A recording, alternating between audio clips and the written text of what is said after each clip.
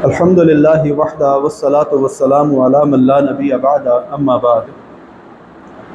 ایک مرتبہ رسول اکرم صلی اللہ علیہ وسلم نے اپنے گھر والوں کو بلایا اور ان میں رسول اکرم صلی اللہ علیہ وسلم کی ازواج مطہرات بھی تھیں، رسول اللہ صلی اللہ علیہ وسلم کی بیٹیاں بھی اور ان کے داماد بھی، ان کے بچے بھی، سب کو بلایا۔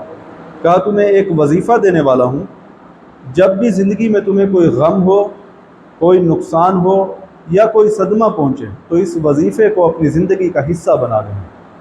اس وظیفے کے الفاظ یہ ہیں: اللہ اللہ ربی لا اشرک بہ شیئا۔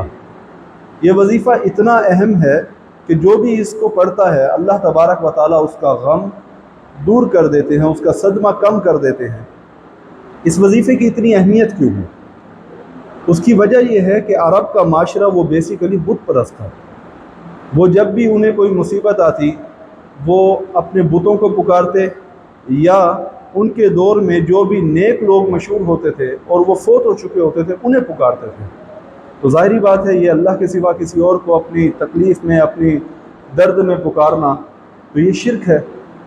تو رسول اکرم صلی اللہ علیہ وسلم نے اسی شرک کے خلاف یہ وظیفہ دیا۔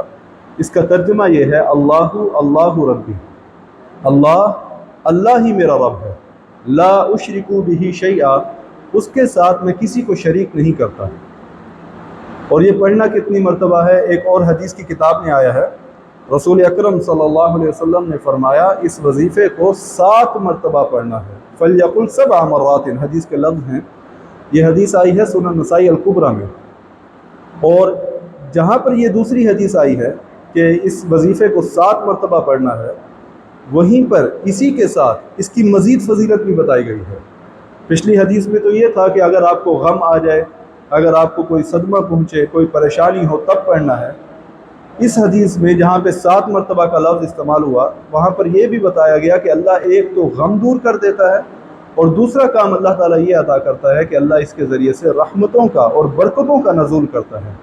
لہٰذا ہمیں بھی چاہیے کہ بجائے اس کے کہ ہم اپنے دکھوں میں، اپنی پریشانیوں میں کہیں درباروں پہ جا کے چادریں چڑھائیں، کسی غوث کتب ابدال سے مدد مانگے، اس کی بجائے ہمیں رسول اکرم صلی اللہ علیہ وسلم کے سکھائے گئے الفاظ کو اپنانا چاہیے، اپنی زندگی کا حصہ بنانا چاہیے۔ یہ وظیفہ صبح شام 7 مرتبہ پڑھنا ہے۔ تو اللہ تبارک و تعالی ہمیں وباؤں اور تکلیفوں سے دور فرمائے اور ہمارا خاتمہ ایمان پر کرے، آمین۔